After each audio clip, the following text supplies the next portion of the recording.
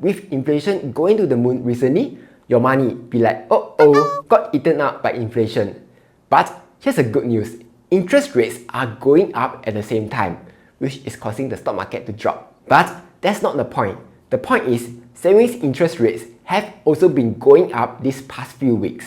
So, in this video, I want to share what is the best place to park your cash savings so that you can earn as much interest as possible while having little to no risk of losing your money. Before I start, I would greatly appreciate it if you can help to tap the like button and subscribe if you haven't done so.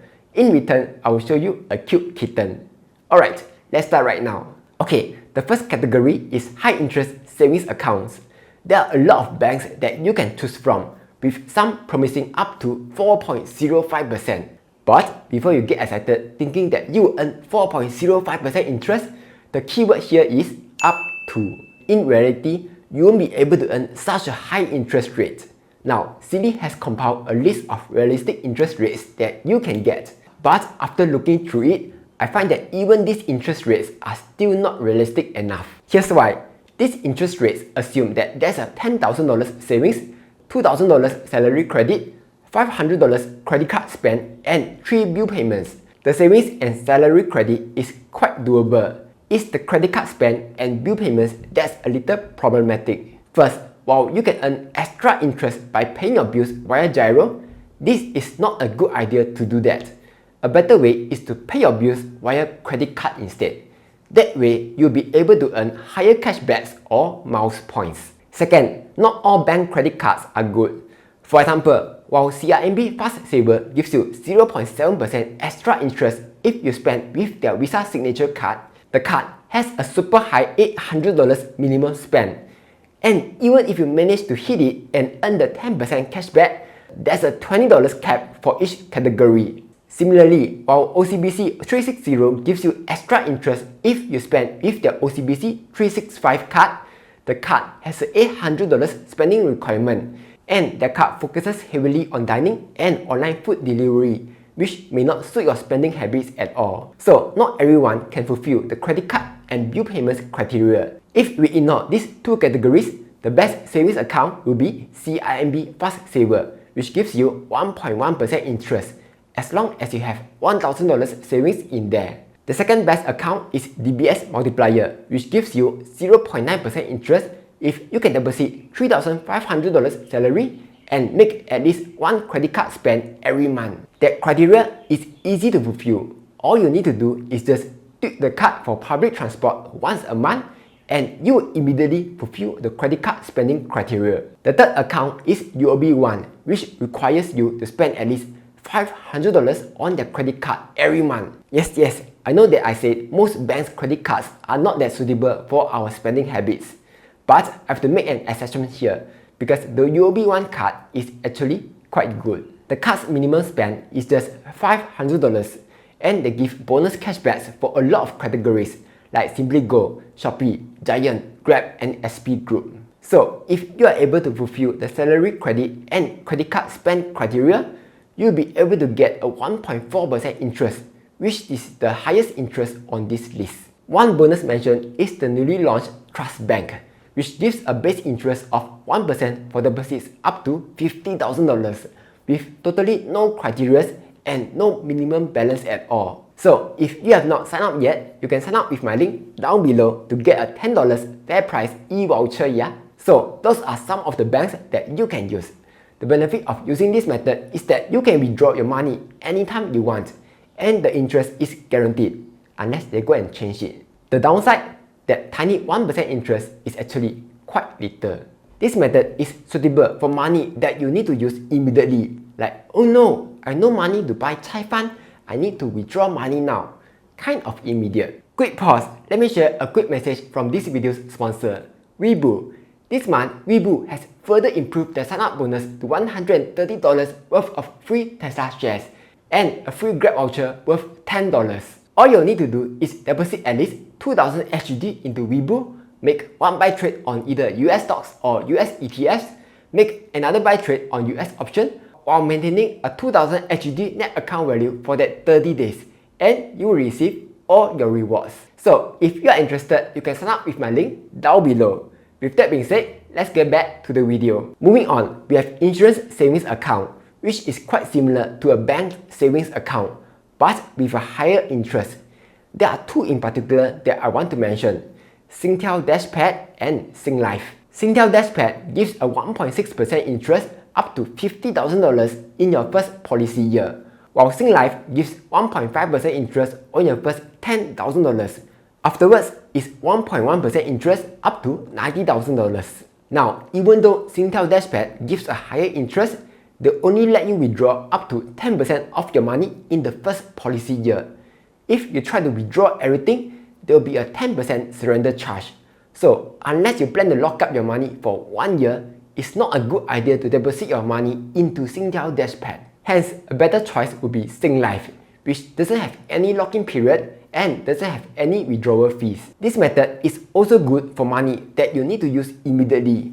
Only downside is the crediting rate is actually not guaranteed. Next, Roboadvisor cash management accounts.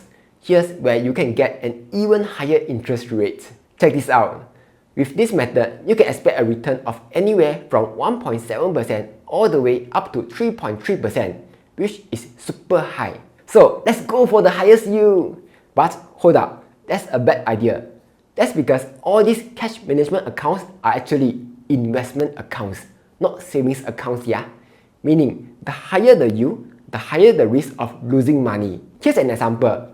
While Endowus Cash Smart Ultra promises the highest return, in reality, it has been giving losses for the past 2 consecutive quarters. Meanwhile, Cash Smart Secure, which is supposed to be giving the lowest return, ended up giving the highest return year to date. So we can't just blindly choose the one with the highest yield. We need to also choose the one that is least likely to lose money. Then, how to choose? Syfe has compiled a list of funds offered by cash management accounts. There are 3 types of funds here: money market fund, which has the lowest risk, lowest return; enhanced liquidity fund, which has a slightly higher risk, higher return; and short duration fund, which has the highest risk, highest return. You can see that Endowus Cash Smart Ultra and Grab Earn Plus has the most amount of short duration fund, which has the highest risk.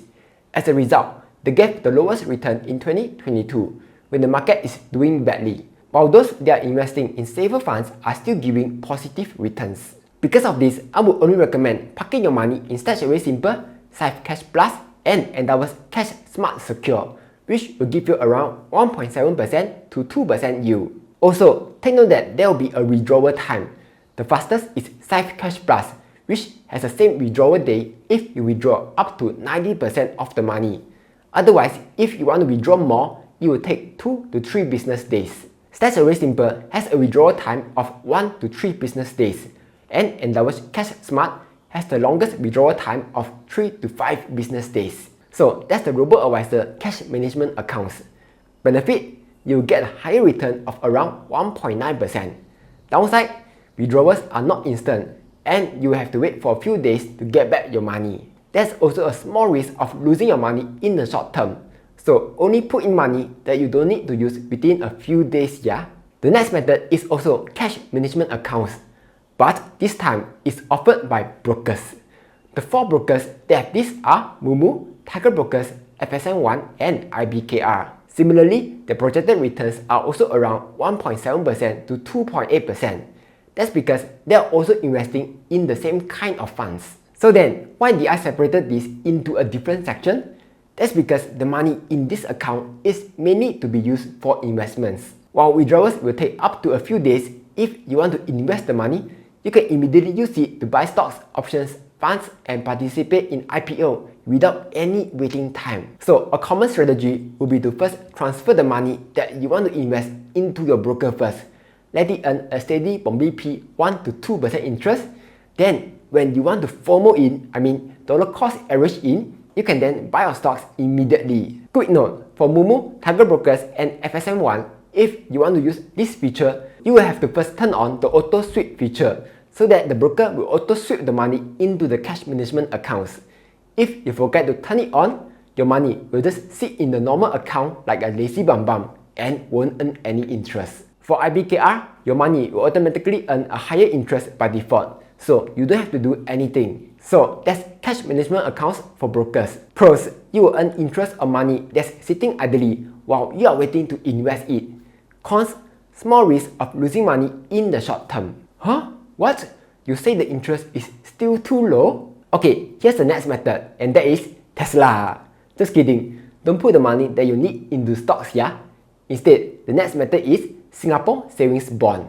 I'm sure most of you already know what is SSB, so I'll just quickly go through it. Pros, interest is quite high. Right now, SSB is giving an average yield of around 2.75%, which is higher than any of the methods which I mentioned just now. Interest is paid out every 6 months and is also fully backed by the government. So the risk is super duper low. That's only one downside, and that is if you want to withdraw the money, you will need to wait for up to 1 month to get back your money. So SSB is only suitable for money that you don't need within 1 month. Like maybe you're saving for a vacation for 6 months later, or saving up for a wedding with your bee. So those are all the places where you can park your cash to earn a higher interest.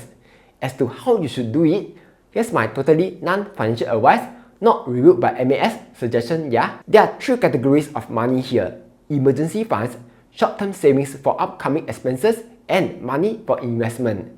Here's how I would do it. For emergency funds, the recommended amount is to save 6 months worth of expenses for unexpected events like accidents or losing my job. But I wouldn't keep all 6 months of my emergency funds in the bank. That's because it's very rare that I will need 6 months of the money all at once. And even if I do, there are many other ways to get money quickly, like withdrawing money from credit cards via Revolut, or withdrawing cash from brokers using margin. Then once I have the money available, I can quickly pay it back. So here's my plan. I will only keep 1 month worth of emergency fund in high interest savings account, which will let me earn 1.4% interest, assuming I'm using the UOB 1 account. Then I will keep another 1 month in Singlife, as it gives a higher 1.5% interest and withdrawals are instant.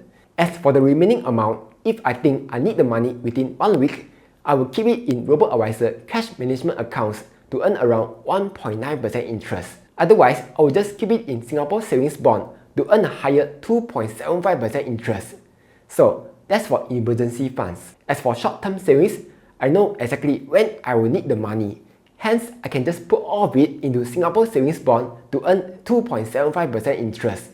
Then, 1 month before I need the money, I can just redeem all of it. Finally, for money that I'm planning to invest, I'll just transfer it into my broker.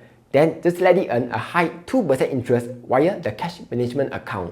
If you are able to do all of this, it's definitely possible to earn a few hundred to even $1,000 worth of interest every year, which is actually quite good. Anyway, that's all for this video. Hopefully, it helps you out. Like, share and subscribe as I'll be posting new videos every Monday, Wednesday and Friday.